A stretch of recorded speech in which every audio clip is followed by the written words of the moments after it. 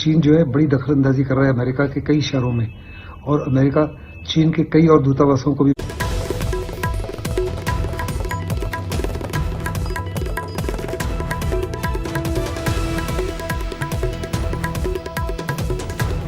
और बड़ी खबर इस वक्त मिल रही है और इसीलिए अपना कार्यक्रम बीच में रोकते हुए इस बड़ी खबर के साथ मैं आपका स्वागत करता हूं। सीएम निवास पर मंत्री परिषद की जो बैठक चल रही थी वो खत्म हो चुकी है।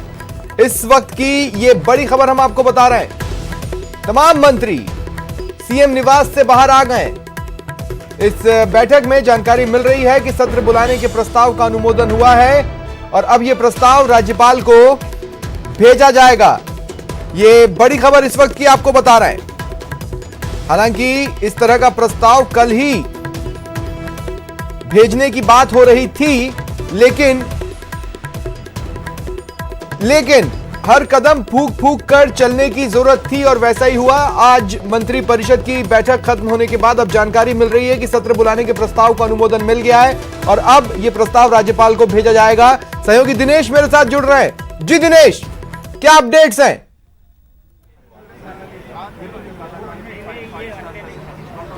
स्वप्निल, देखिए मैं अभी जो है राजभवन पर मौजूद हूँ। यहाँ से बड़ा अपडेट ये है कि भाजपा नेता राजभवन में मुलाकात करने पहुंचे हैं राज्यपाल से। ये मुलाकात काफी अहम मानी जा रही है। जिस तरीके से प्रदेश में सियासी घटनाक्रम चल रहा है और जिस तरीके से लगातार सियासी उठापटक चल रही है, उसके बीच में भाजपा के नेता पहुंचे। यहाँ पर प्रदेश अध्यक्ष सतीश पूनिया यहाँ पर पहुंच चुके हैं। इसके साथ बिल्कुल देखिए, सतीश पूनिया जो प्रदेश अध्यक्ष है वो यहाँ पर पहुंच चुके हैं। नेता प्रतिपक्ष गुलाब चंद कटारिया यहाँ पर पहुंचे हैं। इसके साथ ही उपनेता प्रतिपक्ष राजेंद्र राठौड़ यहाँ पर पहुंच चुके हैं। कुछ और नेताओं के आने का सिलसिला यहाँ पर जारी है। 15 नाम यहाँ पर दिए गए हैं। 15 सदस्यीय प्रतिनिधिमंडल मुलाकात करेगा राज्यपाल से।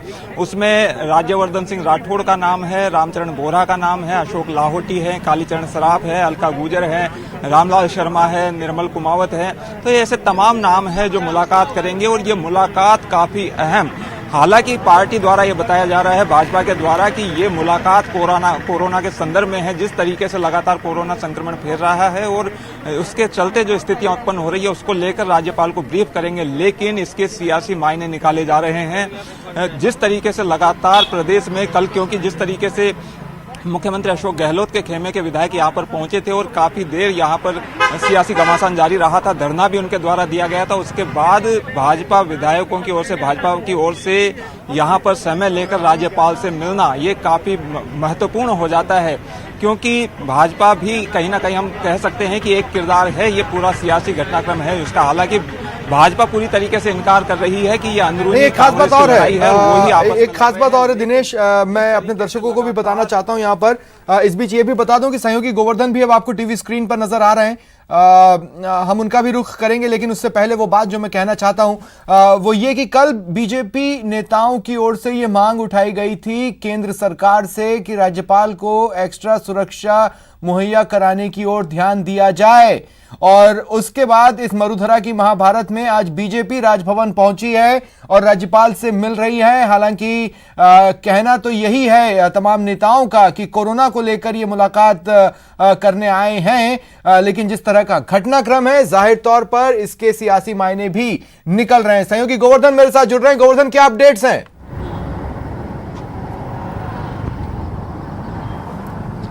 देखिए, कैबिनेट ने विधानसभा सत्र बुलाने के प्रस्ताव को मंजूरी दे दी है। साथ ही कल जो 6 बिंदुओं पर राज्यपाल ने क्वेरी मांगी थी उस क्वेरी के जवाब को भी कैबिनेट ने अप्रूव कर दिया है।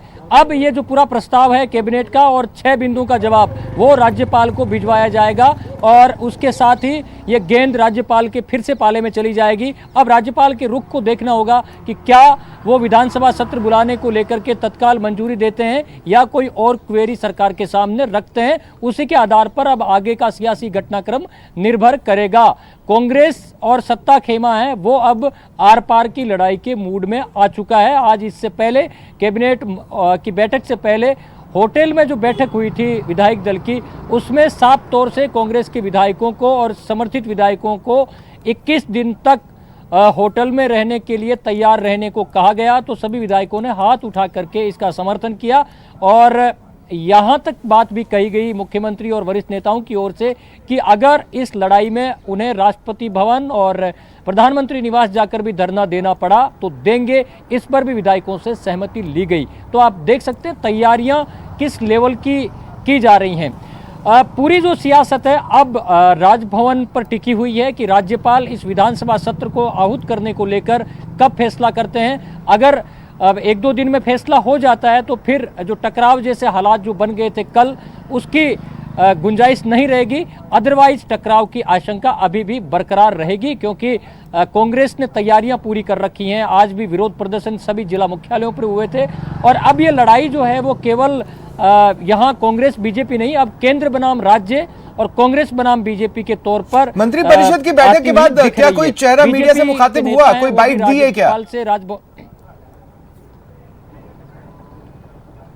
नहीं, देखिए केवल 10 से 12 मिनट ये बैठक चली है, जिसमें इन प्रस्तावों का अनुमोदन करके और सारे मंत्री हैं वो सीएम हाउस से अभी थोड़ी देर पहले यहाँ से निकल चुके हैं और किसी भी मंत्री ने बाहर मीडिया से बातचीत नहीं की, सब हाथ जोड़ करके यहाँ से निकल गए। शायद ये कुछ गोपनीयता रही होगी, क्योंकि इसमें बहुत सारे वैधानिक प्रश्न हैं, इसलिए मंत्रियों ने बातचीत करना उचित नहीं समझा और सारे मंत्री हैं वो अभी सीएम हाउस से निकल चुके हैं। ठीक है गोवर्धन, मैं आता हूं आपके पास दिनेश, मैं एक बार फिर आपके पास आ रहा हूं। दिनेश, क्या बीजेपी के किसी चेहरे ने अब तक जितने भी चेहरे पहुंचे और हो सकता है कुछ और चेहरे पहुंचे, किसी ने भी रुक कर पहले मीडिया से बातचीत की फिर अंदर गए?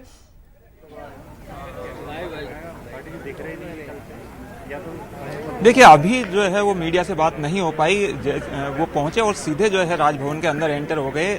वो जब बाहर निकलेंगे नेता, उनसे हम बात करने की कोशिश करेंगे कि आखिर क्या मकसद है आज की मुलाकात का। जैसा कि लगातार उनकी तरफ से कहा जा रहा है कि कोरोना के संदर्भ में ये मुलाकात है और इसके सियासी मायने नहीं निकाले जाने चाहिए, लेकिन कल जिस तरीके से मुख्यमंत्री अशोक गहलोत के खेमे ने मुलाकात की राजभवन के अंदर, तो उसके काउंटर के तौर पर इस मुलाकात को देखा जा रहा है। जिस तरीके से मांग उठाई जा रही है अशोक गहलोत खेमे की ओर से कि विशेष सत्र विधानसभा का बुलाया जाना चाहिए और तत्काल बुलाया जाना चाहिए, तो इस पर आपत्ति जता सकते हैं भाजपा के नेता।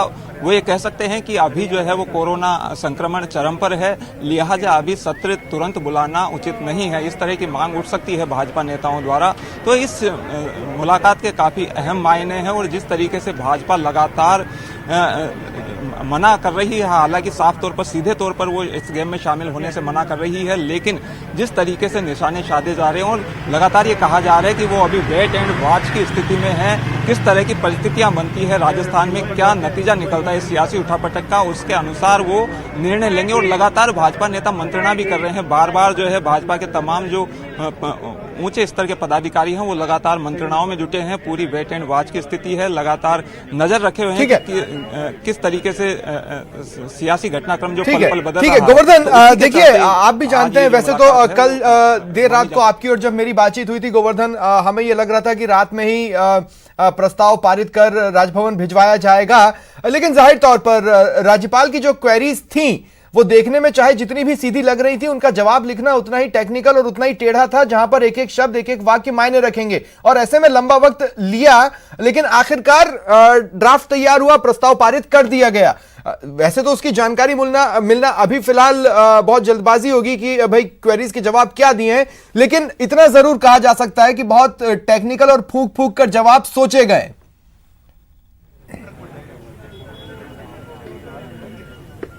देखिए राज्यपाल ने 6 में से कुछ सवाल तो बहुत सामान्य थे, खास करके एक तो जो आपत्ति थी वो ये थी कि कैबिनेट की ओर से ये प्रस्ताव विधानसभा बुलाने का नहीं भेजा गया, तो अब राज्यपाल को कैबिनेट से जो प्रस्ताव है वो विधानसभा सत्र बुलाने का पारित करके भेज दिया गया है।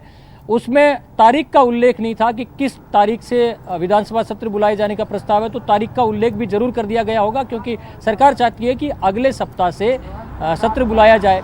तो सोमवार या जो भी सरकार ने सूटेबल जो वार होगा उसकी तारीख भी उस प्रस्ताव में जरूर डाली है, क्योंकि ये पहले जो बिंदु था क्वेरी का, उसमें ये पूछा गया था कि नंबर 1 कैबिनेट की ओर से मंजूर प्रस्ताव नहीं है और प्रस्ताव में तारीख का उल्लेख नहीं, तो तारीख का उल्लेख जरूर उसमें कर दिया गया। सरकार चाहती है कि अगले सप्ताह से कैबिनेट की विधानसभा का सत्र है वो आहूत किया जाए।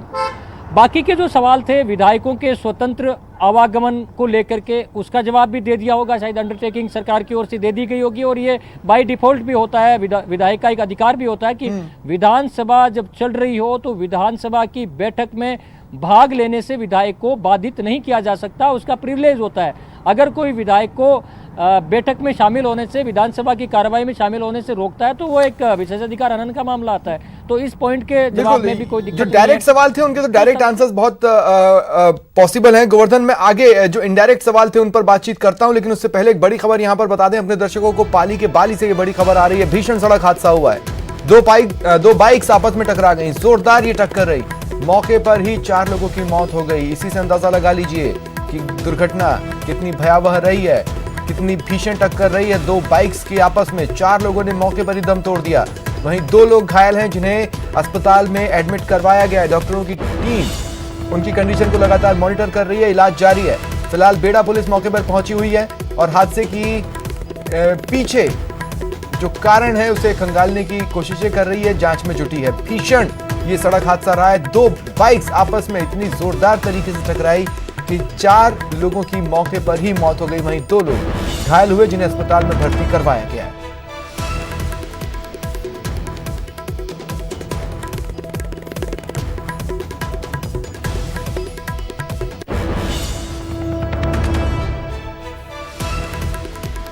तो पाली के बाली से ये बड़ी खबर है। बेहद दर्दनाक हादसा यहां पर सामने आया है। 2 बाइक्स आपस में जोरदार तरीके से टकरा गई। टक्कर काफी भीषण थी। मौके पर ही 4 लोगों ने दम तोड़ दिया। 4 लोगों की मौके पर ही मौत हो गई। 2 अन्य लोग घायल हुए जिन्हें अस्पताल में भर्ती करवाया गया है। वहां उनका इलाज जारी है। बेड़ा पुलिस इस हादसे की जांच कर रही है।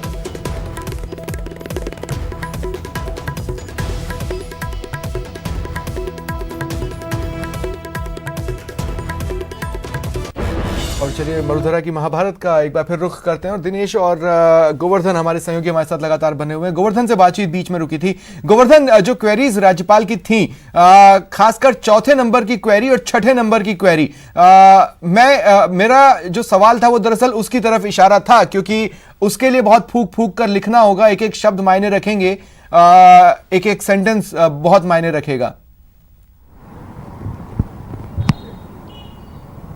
बिल्कुल, जो 6ठे नंबर की क्वेरी थी वो काफ़ी कॉम्प्लिकेटेड, जहाँ तक मुझे लगता है उसका जवाब देना रहेगा, क्योंकि राज्यपाल ने सीधे तौर से ये पूछा है कि आप सरकार जब बहुमत में है, वो आपके पास जब नंबर हैं और किसी ने बहुमत साबित करने को कहा नहीं है, न राज्यपाल की ओर से इसकी मांग की गई है, न विपक्ष की ओर से किसी ने बहुमत साबित करने को कहा है, तो फिर ऐसी क्या अर्जेंसी है कि आप विधानसभा बुलाने के लिए और बहुमत साबित करने की बात कर रहे हैं। तो इसका जस्टिफाइड जो जवाब है वो देना काफ़ी मेहनत उसमें की गई होगी, विधि विशेषज्ञों की राय उसमें ली गई होगी, क्योंकि ये बड़ा सवाल है। क्योंकि जब किसी ने बहुमत साबित करने की बात नहीं कही होगी, शायद उसके जवाब में जो पूरा सियासी घटनाक्रम हुआ है, 19 बागी विधायकों ने जो बयान दिए हैं, सब कुछ जो घटनाक्रम चला है, उस घटनाक्रम का उल्लेख इस 6ठे सवाल के जवाब में जरूर किया होगा। एक सवाल था कि एक्स्ट्रा ऑर्डिनरी सिचुएशन ऐसी क्या पैदा हो गई कि तत्काल विधानसभा सत्र बुलाने की अर्जेंसी क्या है, उसको साबित करना भी होगा। उसमें भी शायद ये जो सियासी घटनाक्रम है उसका उल्लेख किया गया होगा। ये मैं अनुमान के आधार पर कह रहा हूँ, क्योंकि जब जवाब सामने आएगा उसकी बात है। फिलहाल जवाब को कैबिनेट की मंजूरी दे दी गई है और ये गोपनीय होता है जब तक कि राज्यपाल के पास पहुंच करके और ये चीज़ें पब्लिक डोमेन में नहीं आती। लेकिन मैं संभावित जवाब इसी तरह को या इसी के इर्द गिर्द रहने की संभावना है। तो ये 6 बिंदु थे, उनका जवाब भी साथ में, जो कैबिनेट का प्रस्ताव है इसके साथ में जाएगा। अब राज्यपाल पर निर्भर करता है कि वो कब विधानसभा का सत्र है वो बुलाने पर अपना फैसला करते हैं। देखिए, जो विधि विशेषज्ञों का ये मानना है कि कैबिनेट से अगर दोबारा प्रस्ताव भेज करके विधानसभा सत्र बुलाने को लेकर राज्यपाल के पास अगर जाता है तो उनके पास में अब लिमिटेड ऑप्शन रहते हैं, उसको मंजूर करने के अलावा कोई चारा नहीं रहता। लेकिन राज्यपाल अपनी ओर से क्वेरीज, ठीक है गोवर्धन, एक बेहद संक्षिप्त में सवाल दिनेश मैं आपसे भी पूछना चाहता हूं। तमाम जो चेहरे पहुंचने वाले थे, क्या किसी तरह का ज्ञापन भी अपने साथ लेकर पहुंचे हैं? कुछ संकेत मिल रहे हैं क्या?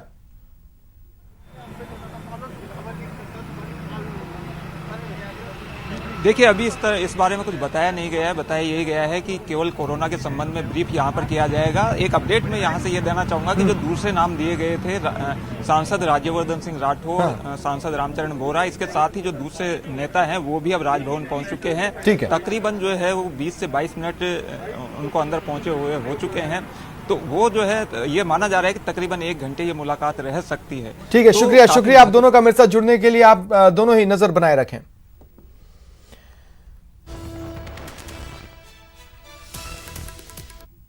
और इस बीच विधानसभा सत्र बुलाने को लेकर सरकार और राजभवन के बीच टकराव जारी है। इस मामले पर राजस्थान हाईकोर्ट के पूर्व न्यायाधीश शिव कुमार शर्मा से बातचीत की संवाददाता सचिन कुमार ने।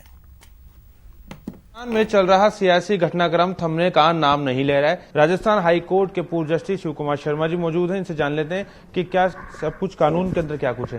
सर, क्या राज्यपाल इस तरह से विधानसभा सत्र बुलाने के लिए मना कर सकते हैं? देखिए, अरुणाचल प्रदेश के नबर रेबिया के मामले में, नबर रेबिया अरुणाचल प्रदेश के मामले में सुप्रीम कोर्ट की संवैधानिक पीठ यानी 5 सदस्यों की पीठ ने ये निर्णय दिया और उन्होंने अनुच्छेद 163(1) भारतीय संविधान के अनुच्छेद 163(1) को विवेचित करते हुए यह अवधारित किया कि कैबिनेट का जो निर्णय होता है उसकी पालना करने के लिए गवर्नर बाध्य है। अगर कैबिनेट ये प्रस्ताव गवर्नर के पास भेजती है कि विधानसभा का सत्र आहूत किया जाए तो गवर्नर उसको मना नहीं कर सकता। Governor is bound by that decision. अब सवाल यह है कि ठीक है, कुछ क्वेरीज हमारे राजस्थान के राज्यपाल महोदय ने की हैं। उन क्वेरीज के बारे में राज्य सरकार की जो कैबिनेट है वो अपना निर्णय लेगी, जो भी उनकी शंकाएं दूर करेगी। ये अलग परंपरा है, लेकिन सुप्रीम कोर्ट के फैसले के आधार पर तो इस प्रकार की क्वेरीज नहीं की जा सकती, पर कर दी हैं तो इसका जवाब भी दिया जाएगा। आप एक बात कर रहे थे कि आर्टिकल 174 भी कुछ कहता है इसको लेकर। 174 में भी इस बारे में विवेचन है कि जो कैबिनेट का डिसीजन है उससे गवर्नर बाध्य है, क्योंकि गवर्नर के बारे में जो भी चीजें, गवर्नर क्या है, गवर्नर कुछ नहीं है। जो कुछ है कैबिनेट जो सलाह देती है गवर्नर वही करता है। गवर्नर अपने आप से कोई निर्णय नहीं ले सकता। गवर्नर की अपने आप से स्वतंत्र कोई शक्तियां नहीं है। कैबिनेट जो डिसीजन देती है उस डिसीजन की गवर्नर पालना करता है। हस्ताक्षर कोई एग्रीमेंट होता है, कॉन्ट्रैक्ट होता है, साइन सब गवर्नर के आधार पर ही किए जाते हैं, लेकिन सारा निर्णय जो है कैबिनेट लेती है। यही परंपरा जो है यूनियन गवर्नमेंट की है। सेंट्रल गवर्नमेंट में भी इस तरह से है, जो मंत्री परिषद है, जो कैबिनेट है सेंट्रल गवर्नमेंट की, यूनियन गवर्नमेंट की, वो जो निर्णय लेती है उससे राष्ट्रपति बाध्य है। कैमरा पर्सन अविनाश के साथ सचिन कुमार, न्यूज़ 18 जयपुर।